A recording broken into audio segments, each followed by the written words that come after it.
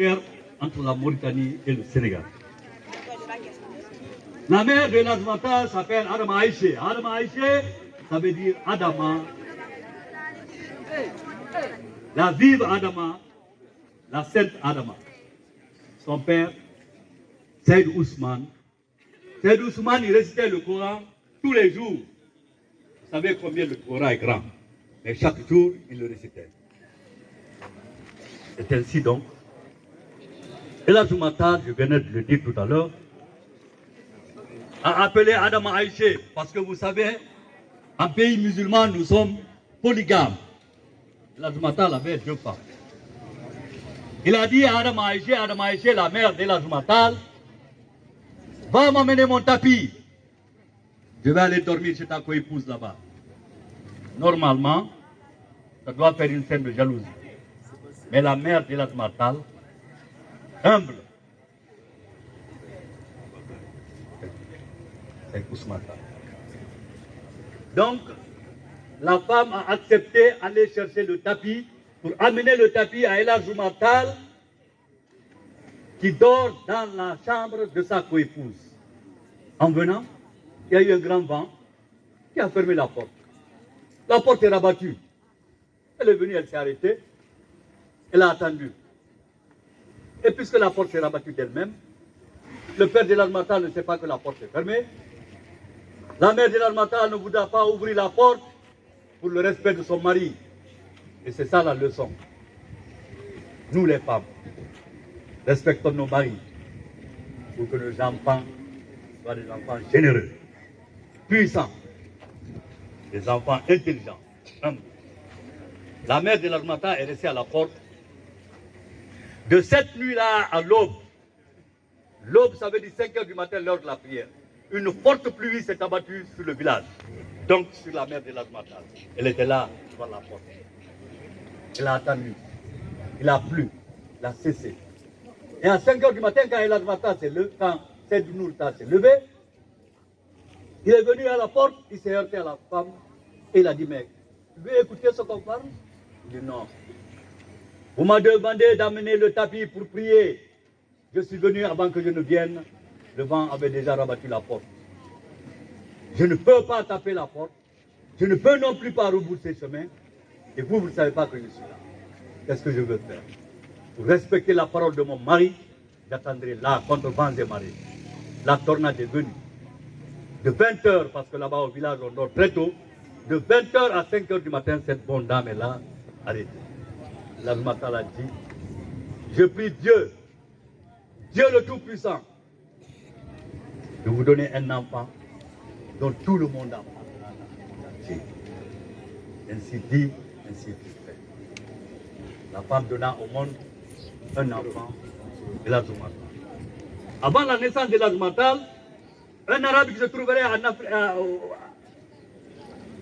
au Soudan a vu une forte lumière jaillir vers l'ouest. Il s'est dit, je vais aller voir ce que c'est cette lumière. Il a pris son cheval. Il est venu jusqu'à la frontière du Sénégal, à Alouar. Il a demandé qu'est-ce qui se passe ici. On dit que c'est un enfant qui est né. Et c'est ça que je suis venu voir. Je sais que c'est un annonciateur qui m'a dit de venir. Cette forte lumière que j'ai vue, ce n'est qu'un annonciateur d'un événement qui est la naissance de la Zoumata. Aussi, il y avait une rivière polluée dans le village. On ne pouvait même pas boire l'eau. La rivière était très sale. Il y avait tous les déchets. Mais quand El Azmatal a pris naissance, la rivière est devenue limpide, potable. Et tout le monde est venu s'approcher. C'est devenu la rivière du village. Depuis lors, on vient, on puise l'eau, on boit, on lave le linge, on fait de l'eau ce qu'on veut. Ça aussi, c'est un annonciateur de l'arrivée de la Zoumatal dans le monde. Et la Zoumatal était venu, il est venu croyant, pratiquant sans équivoque. Le mois qui suivait sa naissance, c'était le mois de Carême. Et la Zoumata refusait de fêter les seins de sa maman, de 8h à 18h. Ça veut dire quoi? C'est que la Zoumata observait le jeûne. Donc il a gêné tout le monde.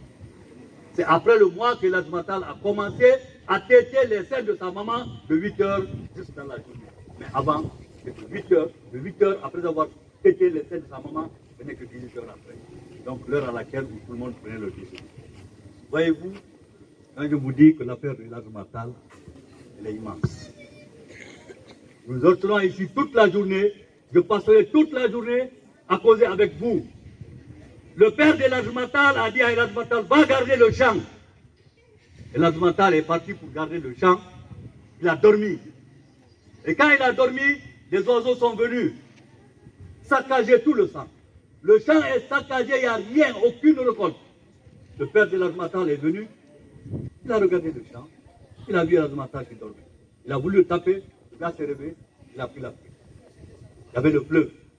Il est venu, il a enjambé le fleuve, il a passé. Son père est venu, jusqu'ici, il a trouvé que le fleuve est bloqué. Il n'avait pas la force de l'Hadj Matal, il ne pouvait pas traverser. Il a regardé l'Hadj Matal. Il dit, reviens. Il dit, non, je ne reviens pas. Reviens. Je ne ferai rien. Et l'Hadj Matal a voulu revenir. Il y a une sorte de paille qui s'est couverte sur tout le fleuve, et l'Hadj Matal a marché sur la paille comme s'il était sur la terre ferme, alors qu'il était sur l'eau. Et quand ils sont venus, le père a regardé le champ, il a trouvé que les oiseaux n'ont rien touché, que le champ était indien. Il a dit, la révélation de l'Hadj Matal est autre chose. Sa mère aussi, elle avait en esprit beaucoup d'autres choses. Elle voyait très loin. Parce que quand une femme à la maternité, après la maternité, elle a au moins 2 ou 3 mois sans prière. Parce que c'est la pureté. Il faut rester. Mais la mère de l'Hadj Matal, aussitôt enfantée, le lendemain matin, elle était pure et elle est allée à la prière. C'était avec l'Hadj Matal seulement qu'il a eu ça. Tout ça, je vous raconte parce que vous êtes venus voir Dinguiraye. Vous êtes venus écouter Dinguiraye. Vous êtes venus compatir avec Dinguiraye cette chaleur. Vous avez accepté 40-45 degrés. Vous avez accepté de venir parce que vous aimez Dinguiraye. Je vous rapporte aussi, en retour, Dinguiraye vous aime. Parce qu'on dit, quand on aime quelqu'un, on le rend visite chez. Vous êtes venu à Dinguiraye, vous ne regretterez pas.